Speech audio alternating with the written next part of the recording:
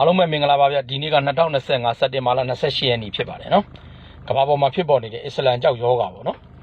တကယ်တမ်းကျတော့ဘာသာတရားတွေကကြောက်စရာမဟုတ်ဘူးဂုံးတိုက်စရာလည်းမဟုတ်ဘူးအဓိကပြဿနာကဘာလဲလို့မေးလို့ရှိရင်ဘာသာရေးခေါင်းဆောင်တွေနိုင်ငံရေးခေါင်းဆောင်တွေလူမျိုးရေးခေါင်းဆောင်တွေကဂုံးတိုက်စကားတွေပြောတယ်မူသားစကားတွေပြောတယ်ဒီမူသားစကားပြောခြင်းနဲ့ဂုံးတိုက်စကားပြောခြင်းကြောင့်ဘာသာရေးပြိပခါတွေဖြစ်တာ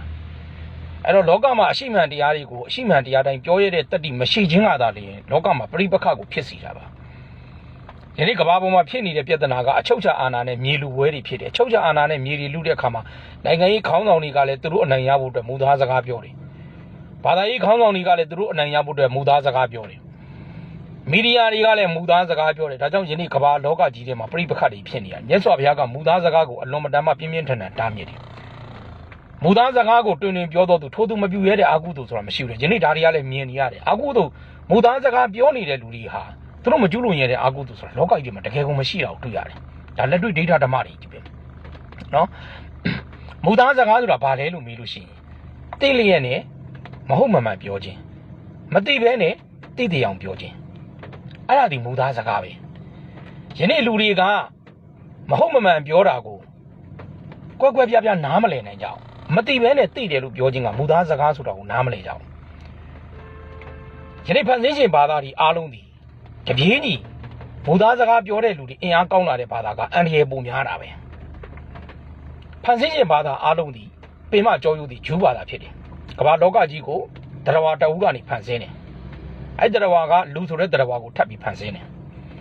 လူဆိုတဲ့တရားဝါကိုဖန်ဆင်းလိုက်တဲ့အချိန်မှာအဲ့ဒီလူတရားဝါကအဲ့ဒီဖန်ဆင်းရှင်ဆိုတော့ကြီးကိုယုံကြည်ခဲ့ရတယ်ဘလို့ယုံကြည်ခဲ့ရတာလဲလို့မေးလို့ရှင်သူ့ကိုဖန်ဆင်းတာလဲသူမမြင်ခဲ့ရအောင်ကမ္ဘာလောကကြီးကိုဖန်ဆင်းခြင်းကိုလည်းသူတို့မမြင်ခဲ့ရအောင်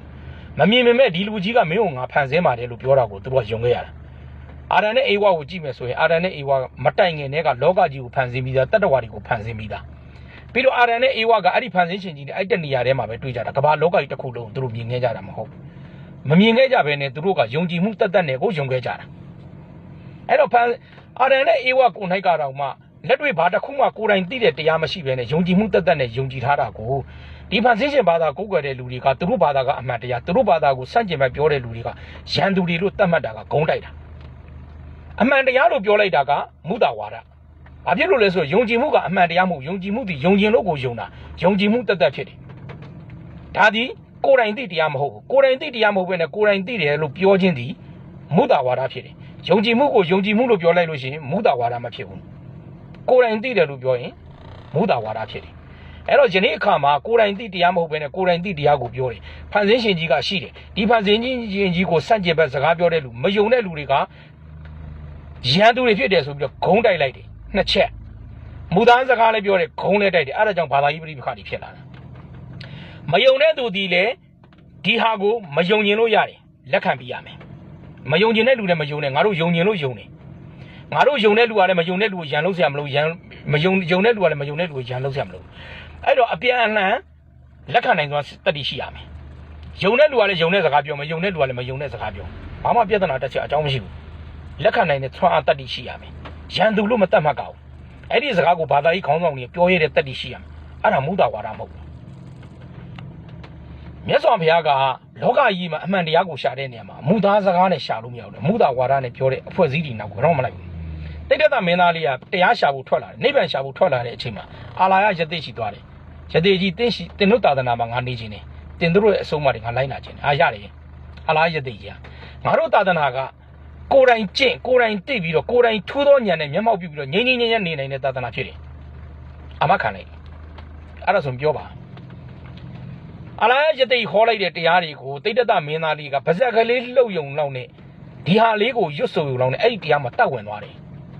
အဲ့ဒီတရားရဲ့သဘောတရားတွေကိုထိုးထိုးတွင်းတွင်းသိသွားတယ်သိပြီးတော့ဒီတရားမှာငါမြဲပြီလို့ပြောလိုက်တယ်တိတ္တမင်းသားရှိသေးတယ်ဗုဒ္ဓမြတ်စွာဘုရားမဖြစ်သေးဘူးငါမြဲပြီတဲ့အဲ့တော့သူ့မှာအကြံတစ်ခုပေါ်လာတယ်တဲ့အာလာယယသိတွေကယုံကြည်မှုတက်တက်နဲ့ဒီစကားကိုပြောတာမဟုတ်ကိုယ်တိုင်သိပြီးကိုယ်တိုင်မြင်လို့ဒီစကားကိုပြောတာဒီအယူဝါဒကိုယူတာဖြစ်တယ်အဲ့တော့ငါဒီလုပ်ကိုဆက်လုပ်ကြည့်မယ်ဆိုဆက်လုပ်ကြည့်အာလာယယသိကြီးချမ်းသာတယ်လို့သူလည်းချမ်းသာတယ်အာလာယယသိကြီးကဘလောက်ချမ်းသာလဲဆိုသူဇန်တမာဘက်ဝင်စားနေတဲ့အချိန်မှာသူ့ဘေးနာလှဲ900လောက်ဖြတ်သွားတယ်လှဲ900လောက်မောင်းသွားတဲ့အတိုက်ဆူညံနေတဲ့အတန်တွေကိုအတန်လည်းမကြားလိုက်ဘူး ရုပ်လည်းမမြင်လိုက်ဘူးဘာလို့မှသူမြင်ချင်းကြားချင်းမရှိပဲနဲ့ငြိမ်းချမ်းတဲ့ချမ်းသာလေးကိုတမာပကလေးကိုခံစားနိုင်တယ်အဲ့လောက်ထိချမ်းသာတဲ့ချမ်းသာကိုခံစားနိုင်တယ်